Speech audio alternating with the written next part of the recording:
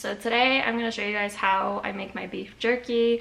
There's only 2 ingredients, beef and salt, so it fits in perfectly with the carnivore diet and the keto diet. There's no spices or sugar. If you're not on the strict carnivore diet, feel free to marinate it or put any spices on it that you would like, but I'm just going to keep it with only salt. When I started the carnivore diet, I looked for recipes to make jerky with just salt and I really couldn't find anything, so that's why I'm going to be sharing with you guys how I make it and how good it actually tastes.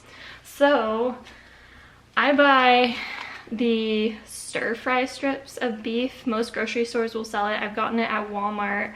It's typically between like $6 and $9 a pound, so it's a little bit more expensive than buying the roast and cutting it yourself, but I find it to be worth it to have the strips already ready to go in the perfect size for beef jerky.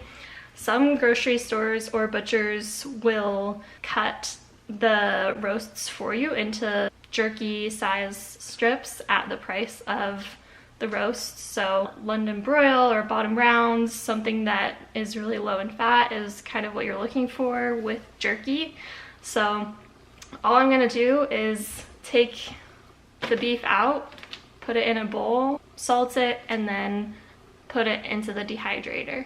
I typically do 2 pounds of stir-fried beef at a time, and that usually fills up all 5 of the trays pretty well. And I salt it with Redmond salt, just salts however you like to taste. I often will end up adding even more salt in the end.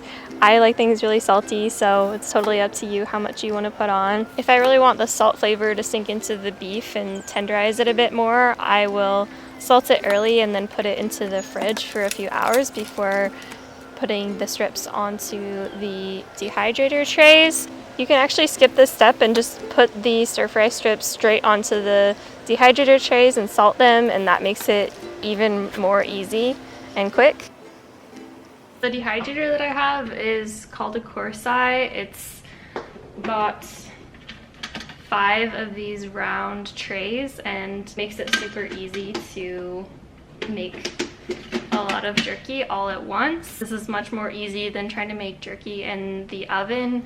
You just put it on your countertop, plug it in, and that's really all there is to it. So I'll put a link down below to this dehydrator in case you guys want to check it out. I definitely recommend it.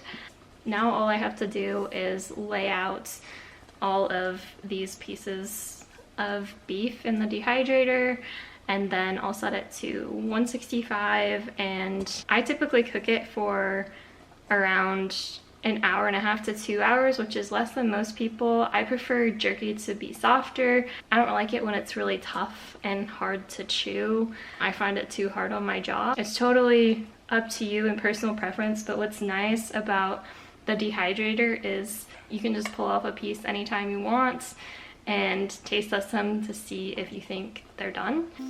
This part is really easy. Just make sure the pieces aren't overlapping and try to fit as many as you can in each tray.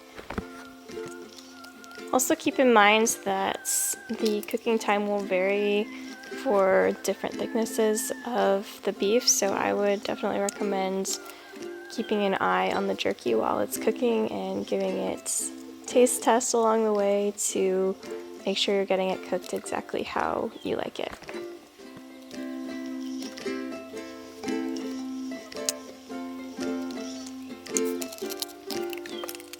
Then just turn it on to 165 and set the time for however long you'd like. I just recommend setting it for 3 or 4 hours, but then keeping an eye on it and checking on how it tastes.